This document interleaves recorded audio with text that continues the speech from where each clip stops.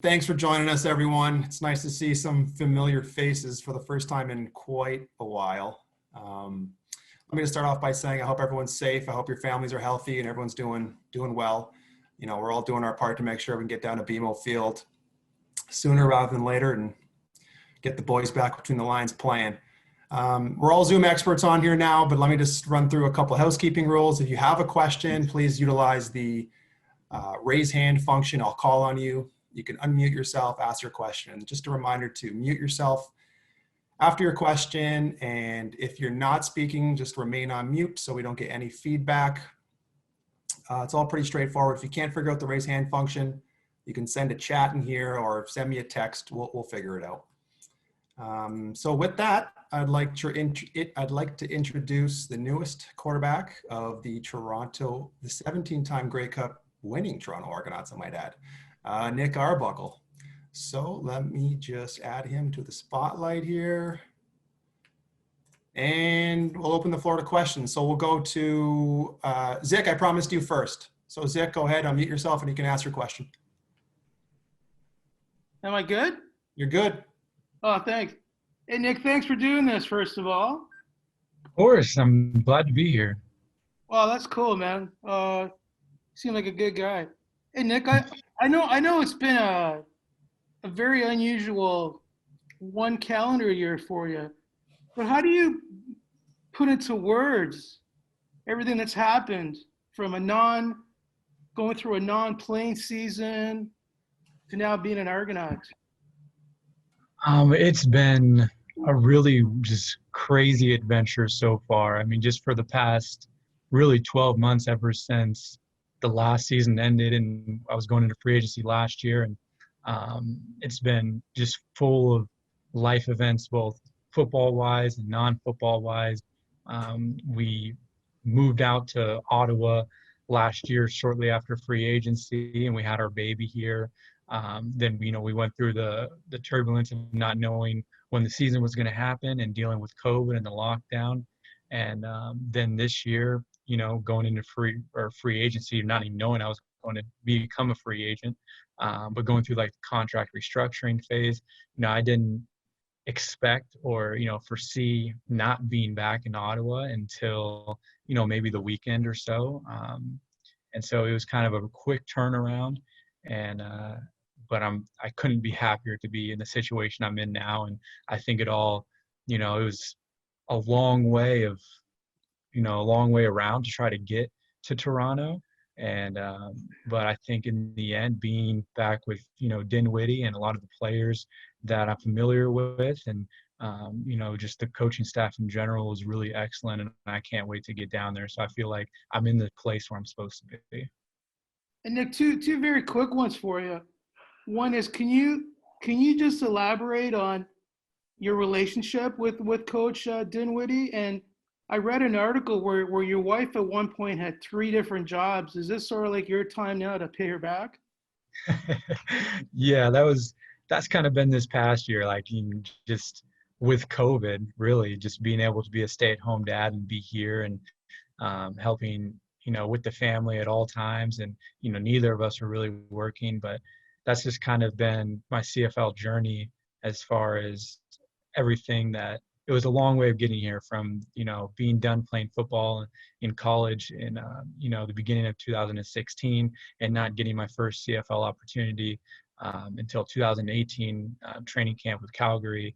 During that 2+ year span, there was a lot of things that my wife and I went through in order to be able to take advantage of this opportunity and still pursue this opportunity of being a professional football player.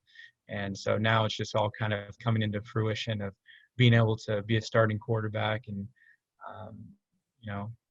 play in Toronto and be here in Canada in a place that we love. And my relationship with Dinwiddie has always been tremendous. I mean, I don't think without him, I wouldn't be in the position I am now as a quarterback in the CFL. Coming up here, I've done a lot of growth and a lot of development, under him as my quarterback coach ever since I arrived in Calgary. And I'm much better now than I was when I first came to Calgary a few years ago because of all the work I got in with Dinwiddie. Well, thank you. Thanks a lot. All the best to you as well, Nick. Thank you. I appreciate it. We'll go next to Matt Chinetti, TSN. Nick, you're on the call and John Murphy's on the call, so either one of you can answer this. Are you the Argos starting quarterback? Do you expect to be the Argos starting quarterback? I mean, I'm expecting to be able to go in there and compete for that job. I don't know what the rest of the quarterback roster is going to be like going into training camp, so I'm definitely not expecting to walk in as, the day one starter. I don't think that's how it works in professional sports. No matter who you are, you got to earn your job and earn, the right to become a starter. And from the first time at training camp, I don't think anybody is, penciled into a starting position for day one or for the regular season week one. But I do intend on, working as hard as I can to make sure that I take advantage of every opportunity I have during training camp to earn that starting position. And just going back to Ottawa, Nick, Marcel sat in front of me and told me how much of a leader you were, how people would follow you as a Red Black. What are your feelings knowing that the contract restructuring didn't work out and all of a sudden you're 450 kilometers in the other direction in Toronto?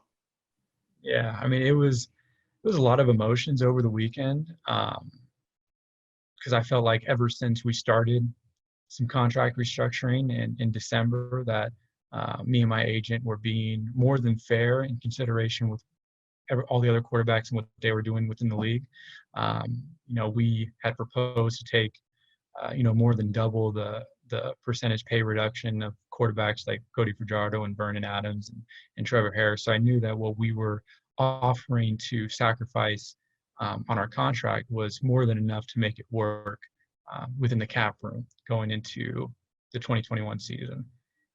I just, unfortunately, even at the end, when we were willing to take the biggest pay reduction of any quarterback in the entire league and we still couldn't come to an agreement between our two sides, I knew that it started to feel like they didn't quite see me in their plans, maybe as much as they had the year before. And I don't know why that happened. I haven't had that conversation, and I don't know if I probably ever will, but I just plan on making sure I take advantage of the opportunity I have now in Toronto, in a place that I know really wants me and I really want to be there. And the more I see everybody that is getting signed, Toronto and all the really talented superstars around the league that they're filling their roster with, it just makes me more and more excited to get the season started.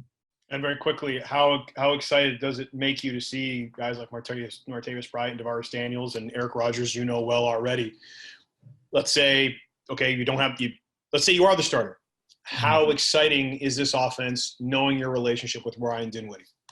Oh, it's so exciting. Like me and Bo had been texting back and forth ever since I signed, kind of commenting on some of the people who Toronto's been getting, and just kind of how we know Dinwiddie. But it's going to be a really exciting offense to be a part of, and I'm really looking forward to reuniting with Eric and DeVaris and some of those guys that I've spent a lot of time with in the locker room in Calgary already, and also looking forward to building relationships with some of the new receivers that that I haven't met yet or I haven't played with yet. But it's going to be a really fun year.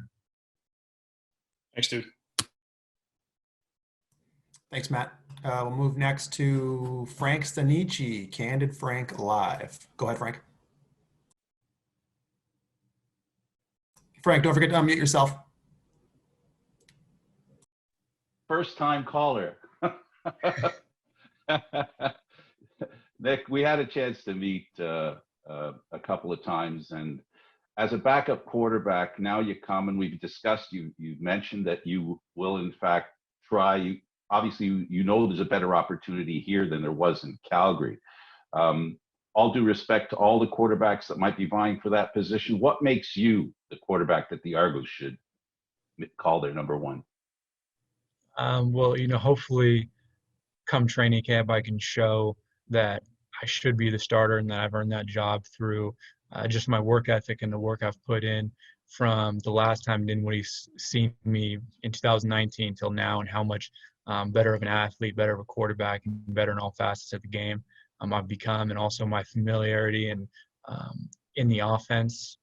The verbiage, I know a lot of it's carrying over from what we did in Calgary. Of course, we're going to change some things, but it's things I've been doing for the past 2 years. It's what I know and what I've been successful in already throughout my CFL career. And so I know I'll be able to build on my knowledge of the offense and be able to master it even more so between now and training camp, and make sure that I show up physically and mentally ready to give this team the best chance to win, come the regular season. And, I'm counting on my work and my what I'm able to do and produce during training camp and the preseason to show that.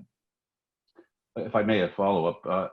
In the situation that we're in, not to get caught in the weeds of the pandemic, but from the perspective of, it seems like you're discussing contracts more than you're playing. That's an unusual situation where I think you talked about it a little bit, where you tried to renegotiate a contract with a team you had a contract for the season before, and now you're discussing it again. Tell us how awkward that is. I know from our perspective, it's very awkward.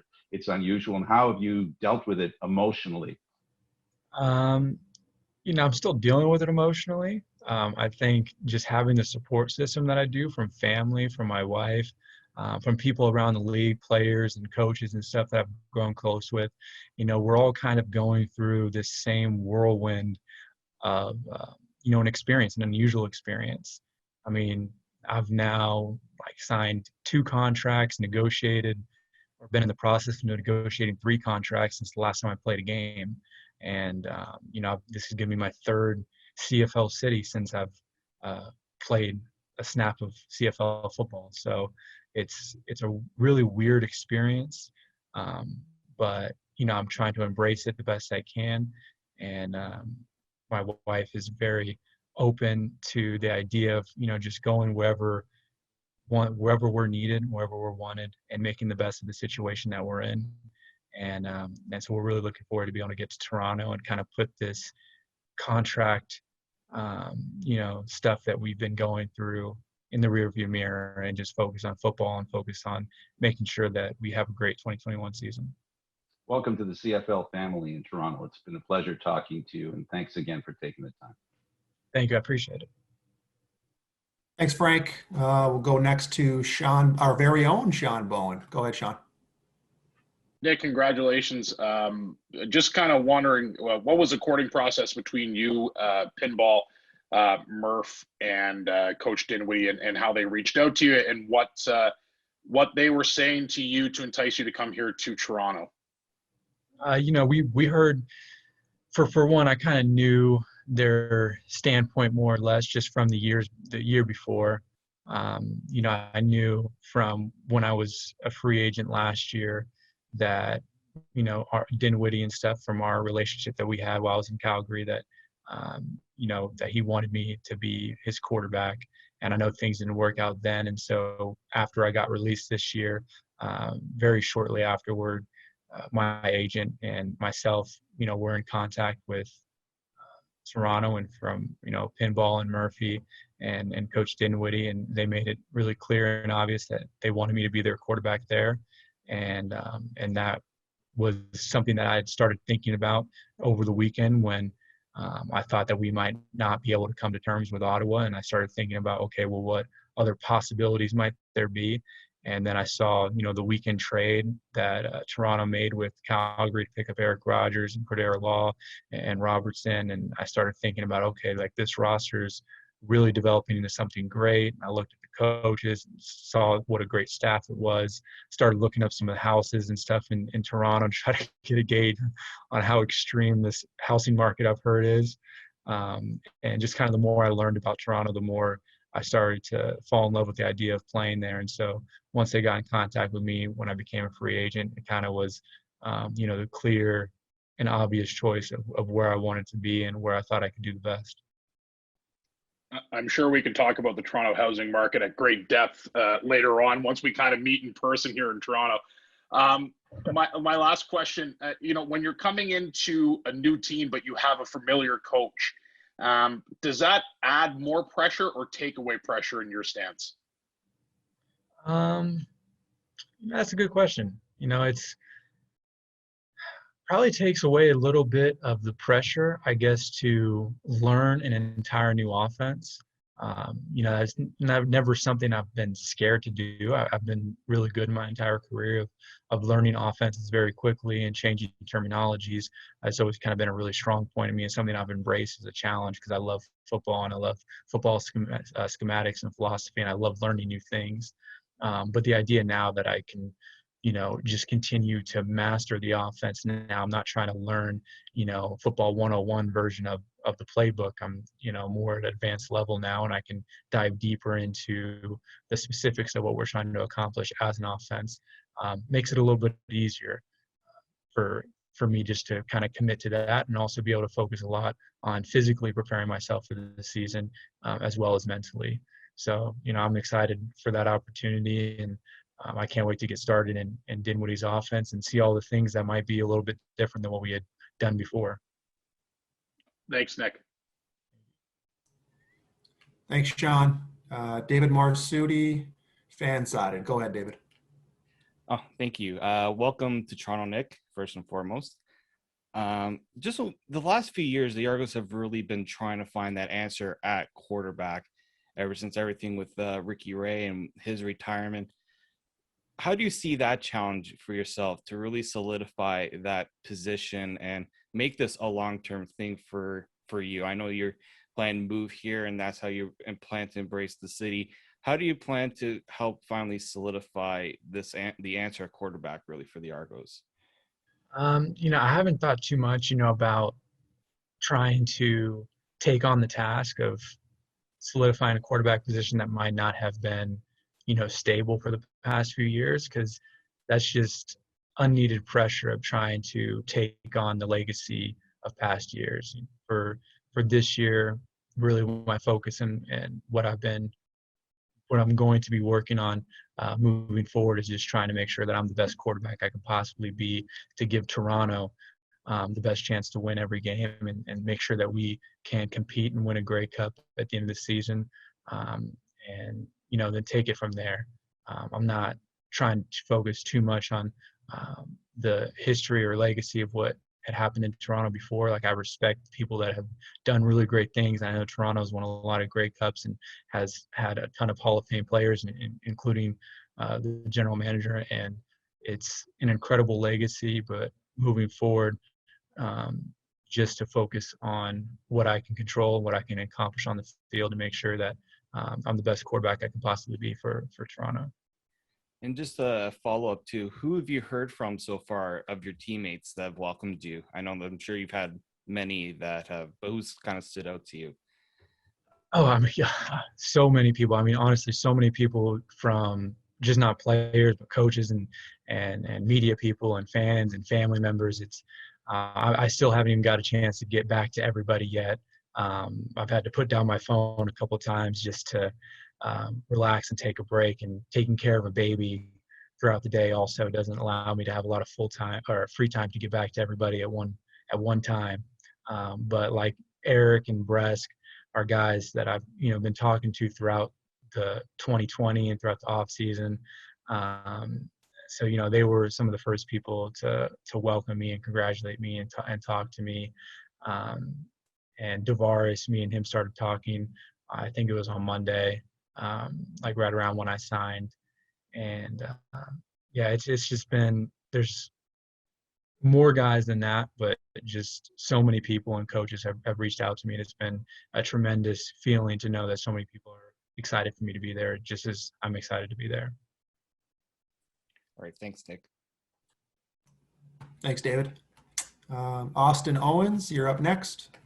Thank you, Chris. Nick, thanks for taking the time, and congratulations on becoming a father. Thank you. You know better than anyone else during the regular season that the quarterbacks, more than anything, would be spending a lot of the season in the facility, a lot of time around the team. Despite the cancellation of last season, just having a child just arrive, did it seem like a situation where it was sort of a blessing in disguise that despite you not being able to play football, you were able to spend that much more time with your wife and your new child? Yeah, 100%. It was the biggest blessing that I could have ever asked for. and it was obviously not the circumstances that I would have desired to become a stay-at-home parent and be there every day.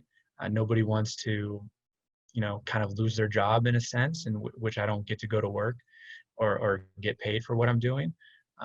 But the opportunity to be there from, the birth all the way up every single day, never missing a moment, getting to notice every time she made a new noise, hit a new milestone, not missing anything. And now, like, even when I'm, going to train for, 2-3 hours, like just being gone for that little amount of time, how much like I miss, our baby and want to get back to her and to spend more time with her and cuddle with her and play with her more. It's going to be definitely a change to make once we get this season rolling and I'm, at the facility for most of the day. That's a part that I can't wait to start with football, but I definitely am not looking forward to being away from our daughter for that much of the day. But I know it's an adjustment we have to make, and it's just been a blessing to have this much time, for the entire first year of her life. How was the sleep schedule for you? Was it about what you expected, worse? I didn't know what to expect. I never even held a baby until we had a baby. I was the youngest in my family, and so I had no idea what to expect. But the sleep schedule wasn't great, I can tell you that. And I think my wife took the biggest hit on her sleep. But I happen to be a pretty heavy sleeper and can apparently sleep through some crying. But it's definitely an adjustment to get used to. Luckily, I'm used to waking up at 4 or 5 in the morning to get started with my training.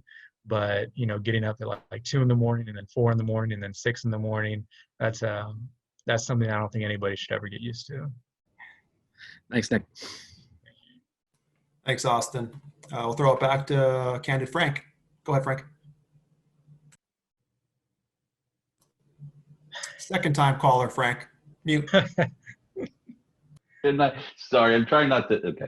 Okay. On Coach Dinwiddie, as far as you can predict, you can use all the euphemisms, all the slang that you want. It's all great. What can we expect from the offense that he'll lead with you under center? I would say that hopefully we can expect a lot of points, a lot of pass plays. That's my goal. A lot of pass plays. But no, just a really fun and exciting offense. Like, I know me and Dinwiddie throughout the week, every season that I was there in Calgary, whenever we would start, breaking down the defense that we were going against that week and creating ideas of new plays to install and new ways to attack the defense, me and RD always kind of saw, the same things. And we were always kind of on the same page of what we wanted to do and how we wanted to attack a defense. And so hopefully we can carry that into this next season. And, him as the head coach and working with Jerry H. Jackson as well, we can all, develop an offense with the playmakers that we have, all across the board to be able to really attack defenses and score a lot of points, pass the ball a lot, and have a lot of fun. And hopefully, it's a offense that everybody, all the fans and stuff around the country are going to be excited to tune in for. The physical aspect of playing on natural grass as opposed to AstroTurf, does that enter your mind? Does that play into how you play, how the game plan goes, and your physical regimen, all that stuff? Does it have any impact? Is it that different? For me, I don't think I'm a really good person to comment on that, just because I don't know when the last time I ever played on natural grass, like as my home stadium. Maybe in college, I remember playing at Clemson and they had natural grass, and maybe one other team throughout my entire college career. In high school, ever since I was maybe a freshman in high school, I've always been on turf.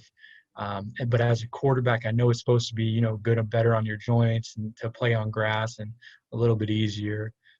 But I'm not doing much running and sprinting and cutting consistently to where it's probably going to make a difference on me. However, I'm sure guys like, Eric Rodgers' knees are probably going to really like playing on grass and practicing on grass.